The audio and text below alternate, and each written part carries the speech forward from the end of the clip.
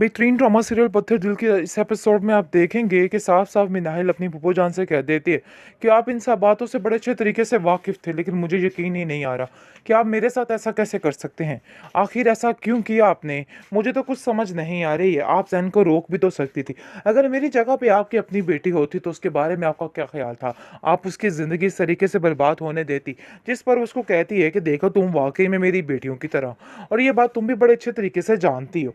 लेकिन वो कहती है कि बेटी होने में या समझने में बहुत ज़्यादा फ़र्क होता है। आपने मुझे सिर्फ़ और सिर्फ़ बेटी समझा है, मुझे कभी कबूल नहीं किया है। आगे से आप देखेंगे कि वो साफ-साफ कह देती है कि देखो जो कुछ भी है अब तुम्हें ये चीज़ बर्दाश्त करनी होगी और खामोशी के साथ इस घर में रहना होगा और ज़ारा के लिए कुछ अच्छा मुस्तकबिल देखना होगा। जिस पर मिनाहिल काफ़ी हैरान हो जाती है कि आखिर मेरे लिए इतने घड़े दरवाज़े खोले गए हैं और दूसरी तरफ इस लड़की के लिए यानी कि मैं दुआएँ करूँ और उसकी ज़िंदगी को सेट करने की कोशिश करूँ।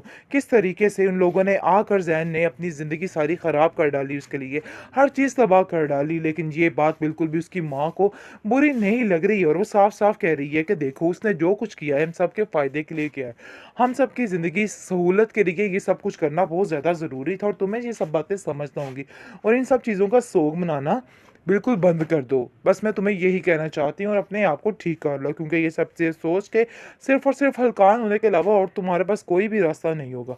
और मैं ऐसा कुछ भी नहीं चाहती, मैं चाहती हूँ कि बस तुम अपनी ज़िंदगी में आप दिमाग को दुरुस्त कर लो और अपने घर के कामों में तसल्ली करो क्योंकि वो तो चाहती ही थी कि उसको एक मुफ्त की काम वाली मिल जाए और सारा सिस्टम वो जो है पूरी करती रहे। जिसकी बिना पर वो ये सारी गेम खेल रही थी, सारा गेम रचा रही थी। लेकिन इस चीज़ की समझ कहीं न कहीं मिनाहिल को अब आ चुकी है और उसको पता चल चुका है कि उसके साथ बहुत बड़ी गेम चली गई है और इन सब लोगों का मिला हुआ सारा यानी कि किया धरा है जिसकी वजह से ये सब कुछ हुआ है। इसलिए वो इस चीज़ के लिए कभी किसी को माफ़ नहीं कर सकती। बहुत ज़्यादा परेशान हो चुकी है मिनाहिल क्योंकि उसको समझ आ चुकी है कि मामला काफ़ी ज़्यादा गड़बड़ और पेचीदा हो चुका है और उसकी फूफो जो है चालाकी करने की कोशिश कर रही है, उसके सामने भी अच्छी बनने की कोशिश कर रही है और सारा काम ख़राब करने की भी कोशिश कर रही है। बहरहाल उसकी ये बातें नहीं सुनने जाने वाली, अब उसको समझ आ जानी चाहिए कि उसने क्या किया और क्या नहीं किया है। आप देखेंगे कि उसके सामने अच्छी बनती है मिनाहिल की और कहती है कि तुम फ़िक्र मत करो, सब ठीक हो जाएगा। हो सकता है तुम्हारा आने वाला वक़्त तुम्हारे लिए कितना बेहतरीन हो, इसलिए इन सब बातों को लेके परेशान होने की कोई ज़रूरत नहीं है। जिस पर वो कहती है कि अब ठीक क्या होगा, आपने देख लिया अपनी आँखों से जो कुछ भी हुआ है। किस तरीके से वो आपसे लेकर छीन के ले गई ज़ैन को और इस चीज़ की आपको समझ नहीं आ रही है। लेकिन अब याद रखिएगा कि बहुत जल्द ये वक़्त आप पर भी आएगा, लेकिन आपको अभी इस चीज़ों का अंदाज़ा नहीं हो रहा है। बहुत जल्द आपको समझ आ जाएगी कि आपने क्या खो दिया है और क्या हो गया आपके साथ। अंदर ही अंदर में नाहिल को इस चीज़ की समझ तो आ चुकी है। लेकिन फिर भी वो खामोशी से इस चीज़ को बर्दाश्त करने की कोशिश करिए कि कहीं न कहीं सब कुछ ठीक हो जाएगा। लेकिन कुछ भी अब ठीक नहीं होने वाला है। अब जो कुछ ठीक करना है वलीद ही आकर करेगा, ये बात तो बिल्कुल तय है।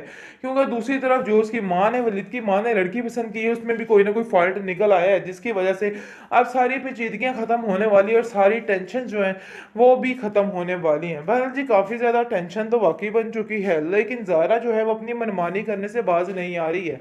ज़ारा को तो ऐसे जैसे पता नहीं क्या मिल गया क्योंकि ज़ैन अब इधर से जा चुका है और उसके लिए सारे दरवाजे खुल चुके हैं। तो इसलिए वो भी सोचो विचार में बैठ गई है कि अब वो अपनी ही मर्ज़ी करेगी, किसी की एक नहीं सुनेगी। तो इसलिए बेहतर यही है अपनी माँ को साफ-साफ कहती है कि आप भी मेरे मामले में दखल अंदाज़ी मत कीजिएगा। मैं ये बात बिल्कुल भी बर्दाश्त नहीं करूँगी और अगर आपने ऐसा किया तो मुझसे बुरा कोई भी नहीं होगा। जिसकी वजह से उसकी माँ काफ़ी परेशान है और कहती है कि किस किस्म की फ़िज़ूल बातें कर रही हो। ऐसा ना हो कल कोई दंगा-फ़साद हो जाए और सारा माजरा जो है वो मेरे ऊपर आ पड़े। आगे भी ज़ैन मुझसे इस बात पर खफ़ा है कि मैंने तुम्हारी तरबियत अच्छे तरीके से नहीं की और ना ही तुम पर ध्यान दिया है। बेहतरीन ड्रामा सीरियल बड़े भाई आखिर इस एपिसोड में आप देखेंगे कि अब जाकर मिनाहिल को अंदाज़ा हुआ है कि उसका कोई भी सगा नहीं है। जितनी कोशिश की उसने सबको अपना बनाने की, लेकिन बेसूद उसके हाथ कुछ भी नहीं आया है। क्योंकि जब ये वाक़या हो जाता है तो उसके बाद वो अपनी फूफी जान से कहती है कि आखिर आपने मेरे साथ ऐसा कैसे कर दिया? कैसे आप मेरे साथ ये सब कुछ कर सकती है? इस पर वो कहती है अरे भाई मुझे अंदर शामिल करने की कोई ज़रूरत नहीं है। क्योंकि इन सब चीज़ों में मेरा कोई भी कसूर नहीं है, ना ही मैंने कुछ किया है। तो बेहतर यही है कि मुझे अंदर ना ही शामिल किया जाए। आप देखें वो कहती है कि आप इस बात से उसको रोक तो सकती थी और मुझे बता तो सकती थी आखिर माजरा असल में है क्या।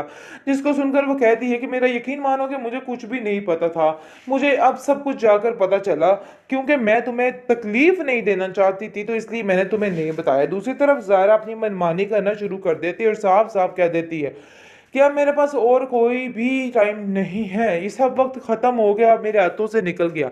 इसलिए मैं चाहती हूँ कि बस आप ये ख़ामोशी से इस चीज़ को बर्दाश्त करें, क्योंकि वो उसके लिए बहुत ही बेहतरीन है और आपको उससे मिलने का क्या फ़ायदा? इसलिए बेहतर यही है कि बस आप जो हैं अपनी ही धुन में लगे रहिए। जिस पर वो कहती है कि जिस पर बीती है उसको ही पता चलता है। देखो ज़ारा, मैं नहीं चाहती कि तुम्हारे साथ ये सब कुछ हो, लेकिन यकीन मानो मेरा कि मैं ऐसा भी नहीं चाहती थी कि तुम्हारी ज़िंदगी में कोई परेशानी, कोई दुःख आए। तो इसलिए बेहतर यही है कि तुम भी अपनी ज़िंदगी को अच्छे तरीके से जीना शुरू करो। मैं नहीं चाहती कि जो तकलीफ़ मैंने देखी तुम देख लो। आप देखेंगे उसकी माँ कहती है कि देखो तुम मेरी बेटी को बददुआएँ तो मत दो। अब जो कुछ तुम्हारे साथ हुआ है इसका मतलब ये तो नहीं है कि तुम मेरी बेटी को हल्कान करोगी या उसके साथ इस किस्म का बुरा रवैया रखोगी। जिसको सुनकर वो साफ-साफ कह देती है कि अरे भई, इन सब चीज़ों में मेरी कोई गलती नहीं है और ना ही मैंने कुछ किया और ना ही मुझे अंदर लाने की कोई ज़रूरत है। लेकिन जी आप देखेंगे कि इस बेचारी की रोने सिसकियाँ सब सुन-सुन कर काफ़ी ज़्यादा टेंशन बन चुकी है। लेकिन कोई उसका साथ देने को तैयार ही नहीं है। सबको ऐसा लग रहा है कि बस इसके नसीब में ये लिखा था और इसके साथ यही होना था। बहरहाल जी बहुत ज़्यादा परेशान हो चुकी है मिनाहिल, क्योंकि उसको समझ आ चुकी है कि मामला काफ़ी ज़्यादा गड़बड़ और पेचीदा हो चुका है और उसकी फूफो जो है चालाकी करने की कोशिश कर रही है, उसके सामने भी अच्छी बनने की कोशिश कर रही है और सारा काम ख़राब करने की भी कोशिश कर रही है। बहरहाल उसकी ये बातें नहीं सुनने जाने वाली, अब उसको समझ आ जानी चाहिए कि उसने क्या किया और क्या नहीं किया है। आप देखेंगे कि उसके सामने अच्छी बनती है मिनाहिल की और कहती है कि तुम फ़िक्र मत करो, सब ठीक हो जाएगा। हो सकता है तुम्हारा आने वाला वक़्त तुम्हारे लिए कितना बेहतरीन हो, इसलिए इन सब बातों को लेके परेशान होने की कोई ज़रूरत नहीं है। जिस पर वो कहती है कि अब ठीक क्या होगा, आपने देख लिया अपनी आँखों से जो कुछ भी हुआ है। किस तरीके से वो आपसे लेकर छीन के ले गई ज़ैन को, इस चीज़ की आपको समझ नहीं आ रही है। लेकिन अब याद रखिएगा कि बहुत जल्द ये वक़्त आप पर भी आएगा, लेकिन आपको अभी इस चीज़ों का अंदाज़ा नहीं हो रहा है।